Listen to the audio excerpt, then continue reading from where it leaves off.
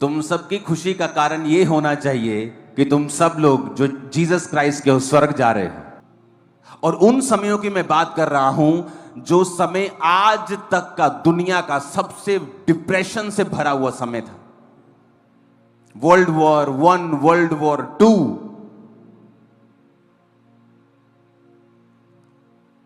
परमाणु बम गिर रहे थे हर तरफ। द मोस्ट डिप्रेस्ड टाइम था दुनिया के लिए। एक विश्वासी था, प्रभु के वचन पे खड़ा हो गया कि परमेश्वर ने कहा है मेरे बाहिने हाथ में धन और महिमा है, मेरे दाहिने हाथ में दीर्घ आयु है। उसने जब पढ़ा कि परमेश्वर के वचन में लिखा है कि हम गरीब नहीं रह सकते, अगर हम वचन पे चलेंगे तो हम गरीब नहीं रह सकते, जबकि वो दिन थे कि जब लोगों के पास खाना नहीं होता था। आज आप इंटरनेट पे देखो, जब युद्ध की बातें चलती हैं दो देशों के बीच में, लोग कितना खुश हो रहे हैं, ओ युद्ध करो युद्ध करो, एक्साइटेड हो रहे हैं। लोग मेरी पुरानी वीडियो चला रहे थे जहां पर मैं बोल रहा हूं कि युद्ध नहीं होगा, लेकिन वो भविष्यवाणी इस के लिए नहीं है जो आज हो रहा है। वो तब हुई थी जब रशिया और यूक्रेन की लड़ाई हुई थी। लोग कह रहे थे कि विश्व युद्ध शुरू हो जाएगा, और मैंने कहा था कि विश्व युद्ध शुरू नहीं होगा इस बात में।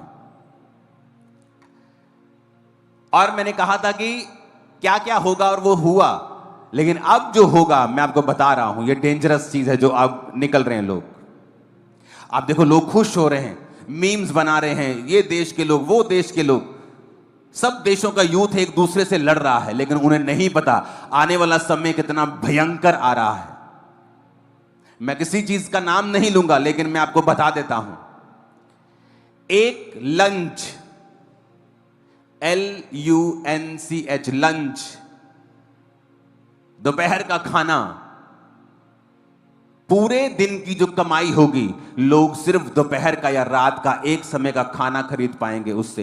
ये समय आ रहा है, आप देख लेना, और ये टीवी पे आएगा, आपकी आंखों के सामने होगा। क्योंकि जब ये लड़ाई होगी, जब युद्ध होगा, तो सबसे ज्यादा मीडियम क्लास लोगों का नुकसान होगा और गरीब लोगों का नुकसान होगा, जो सबसे ज्यादा एक्साइटेड है राइट नाउ कि युद्ध हो जाए। 1 लाख रुपए के करीब हो चुका है। 2017 देखते देखते 25 आ गए हैं हम, और तब लोग कहते थे बड़ा महंगा है, सोना बहुत महंगा है, 27,000 रुपए तोला कौन लेगा। आज 1 लाख रुपए के करीब है। और परमेश्वर ने कहा था जिसके पास सोना होगा वो अमीर होगा, चांदी होगी वो अमीर होगा। अभी ये फुलफिलमेंट नहीं है प्रोफेसी की, अभी ये कंप्लीट नहीं हुई। आप आने वाले समयों में देखोगे जब व्यापार सिर्फ सोने और चांदी से होंगे, करेंसी से नहीं होंगे। लेकिन ये लंबा समय है इसको। और ये चीजें, ये जो बढ़ोतरी है, इस बात का सबूत है कि आपको एक एक चीज बताई जा रही है कि फ्यूचर में किस चीज की वैल्यू होगी। वो जमीनों की वैल्यू होगी, खेती की जमीन की वैल्यू होगी, सोने की वैल्यू होगी, चांदी की वैल्यू होगी, जानवरों की वैल्यू होगी। हम ईश्वर को जानते कब है? जब हमारी नीड होती है, जब हमारी आवश्यकताओं की हमें बहुत ज़्यादा ज़रूरत होती है, तो हम परमेश्वर के वचन के पास जाते हैं, उसकी आराधना करते हैं, उसकी स्तुति करते हैं। और जब वचन हमें अपने पास लेके आता है तो हम उसे नहीं देख पाते।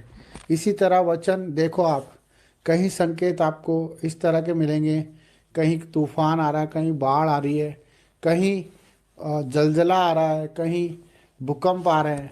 आप इस चीज़ को अनदेखा ना करें, आप इस चीज़ को अनदेखा ना करें। ये एक ऐसा विषय है जो हमें अवेयरनेस की तरफ लेके आता है, वो हमारे परिवार के लिए, क्योंकि प्रभु ने अपने इकलौते पुत्र से प्रेम किया, उसी प्रकार हम भी हमारे पुत्र और पुत्री और हमारे माँ बाप से प्रेम करते हैं। क्यों करते हैं? क्योंकि वो रीति उसने सिखाई है और हम उसके लिए कुछ भी करने को तैयार हो जाते हैं। उसी प्रकार परमेश्वर भी अपने एक पुत्र के वादे के लिए सब कुछ कर सकता है। आप जान के अनजान ना बने, आप अनदेखा करते हैं मेरे भाई बहनों। कोई आपसे मांगता है तो आप नहीं देते हो, कोई आपको पुकारता है तो आप नहीं जाते हो। आप क्यों ऐसा जीवन जी रहे हो? जबकि परमेश्वर के सिग्नल यही है कि जो परेशानियाँ आती है उसके पीछे परमेश्वर खड़े होते हैं।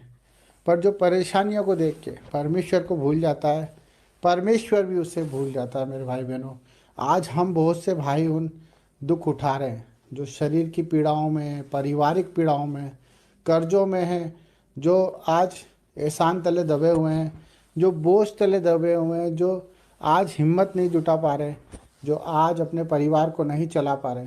ये सब बातें प्रकृति के रूप में हमें सिग्नल देती है, जो परमेश्वर के वचन के द्वारा हमें, जिस तरह से एक पुलिस वाला आराधना करता है, जिस तरह से एक पार्लियामेंट के अंदर चीख चीख कर एक संविधान के लेकर, एक संविधान को लेकर, एक न्याय को लेकर परमेश्वर की जीविता का प्रमाण देता है।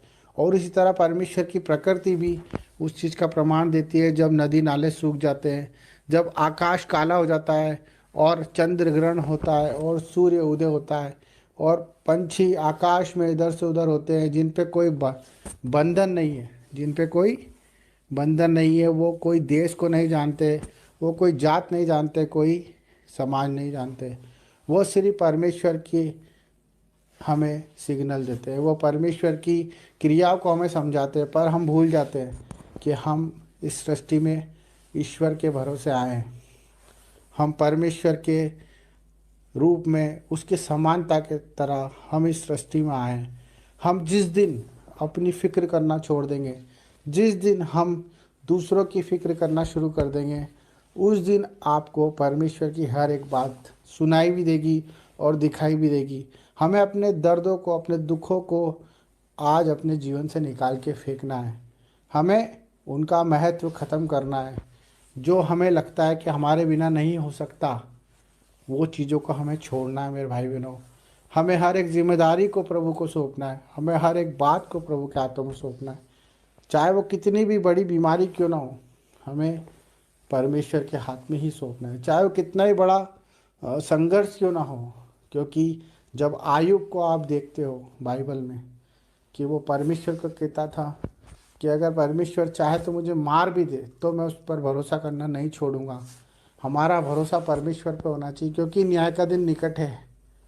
आपके न्याय का दिन निकट है, क्योंकि आपने जो करा है उसे आपको प्रभु के सामने रखना पड़ेगा। इसलिए मन फिराओ, पश्चाताप करो, प्रभु के करीब आओ, दुआएं करो, प्रार्थना करो। इसी से बचोगे, हर एक परेशानी से, हर एक तकलीफ से, कर्जों से, बीमारियों से।